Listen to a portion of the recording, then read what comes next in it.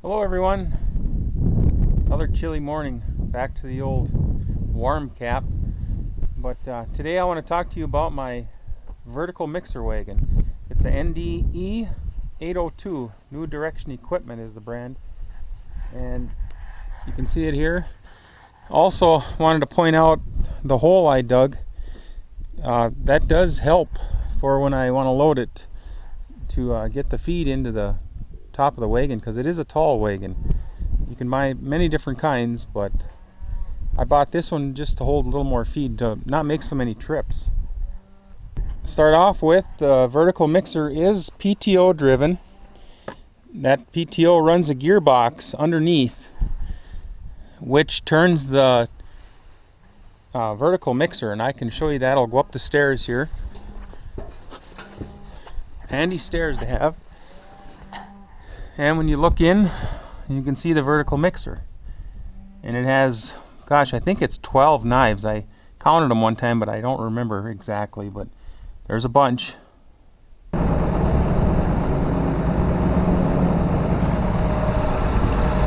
course, this will turn faster when you rev your RPMs up on your tractor. It'll turn faster. Right now I just got it at idle.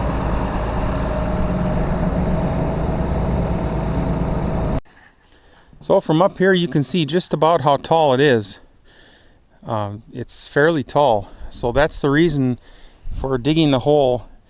There's a number of ways you can do it. You could build a ramp up to this, but that was the easiest way for me anyway. Just dig a hole and drop it in.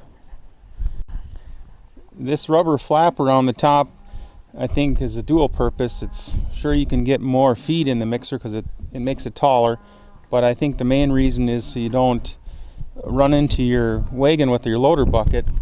You got a little protection here, or a little give, so if you do accidentally dump too fast or whatever, you hit this and not this when you reach over the top. So this vertical mixer has 3 hydraulic hookups. So I have 3 SCVs, selective control valves, on my tractor, and the 3 hoses. One hose runs the gate, which open and closes to let the feed out, and one lowers the elevator, and the third one runs the floor chain on the elevator to unload the feed. And I can demonstrate that too.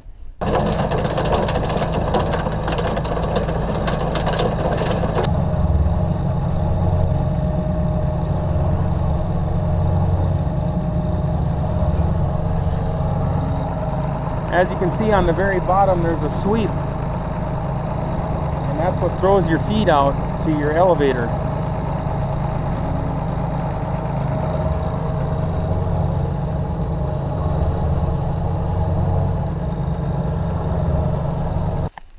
There are 2 of these spots on this vertical mixer here that you can adjust, and inside this plate goes in and out. And I don't know, I guess I should read the book, but I left it the way they had it set. They told me they were going to set it. It holds up the feed as it mixes, so it can grind, I'm assuming. So anyhow, that's what that's supposed to do, I think. The scale here is works really good. Low battery. I got it hooked up to the tractor, so I don't know why that said that, but anyhow, that works really good, and all I use that for is just so I can tell you how much, or tell myself how much ingredients, what everything weighs, so you know a mixed ration, what you're putting in. So there's a lot of features for that scale, but that's how I use it. Now I put in chopped hay and silage, a mixture of chopped hay and silage, into this feed wagon.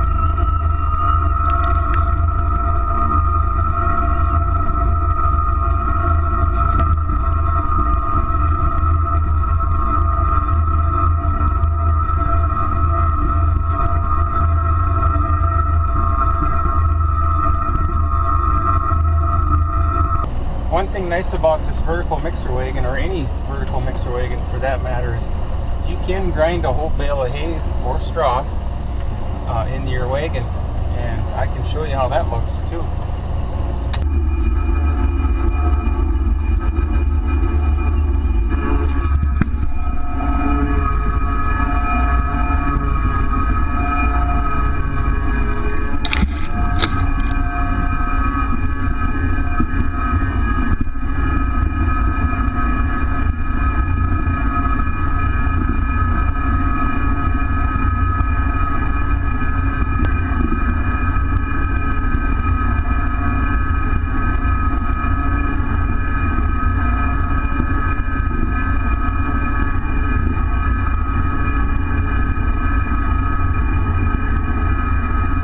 Now there's a lot of things you can add into this vertical mixer. You've seen me put a bag of mineral in, so I'm force feeding mineral, making sure the cows are getting their mineral. I also have a liquid feed tank here, and I can show you that. It is a 1,300 gallon tank, and it is plumbed with a pump.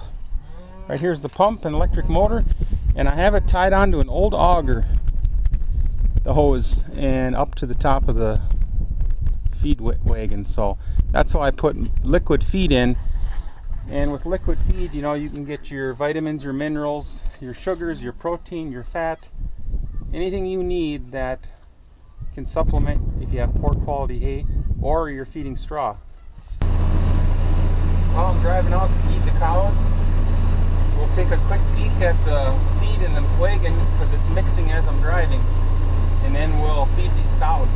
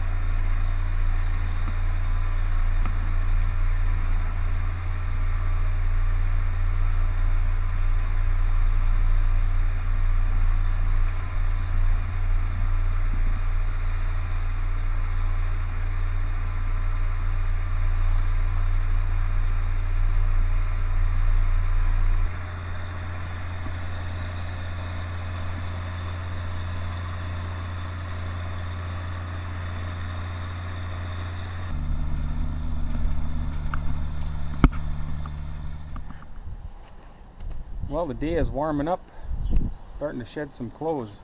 It's getting warmer out. As far as this wagon goes, I'll tell you the story behind how I got to this purchase.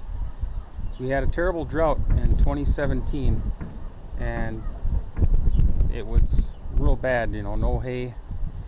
So what happened was, to save our cows, we were going to buy a bunch of hay. And it was very expensive. Trucking was 400 miles, you know, of trucking, and you know how that adds up with trucking and hay being the price it was. So we pushed the pencil, and we're able to make 800 bales of straw 100 miles from home. And so we pushed the pencil and bought this in place of the hay, and we fed half straw that year with the hay that we had made.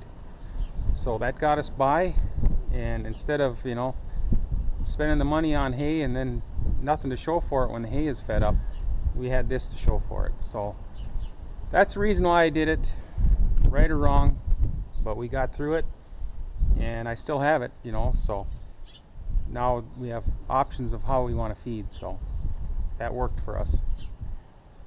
You know, you can feed a lot of different mixes, and we fed a lot of straw in 2017, and that's where that liquid feed come in handy. It coated all the feed, so they ate most of it. So there's that, and you can put distiller's grain, of course, in here, which we did to get by because of our low quality feed in 2017. Well, thanks again, everyone. Hopefully you have a better understanding of this feeder wagon and the purpose I have it for. So you guys take care and enjoy the rest of your day.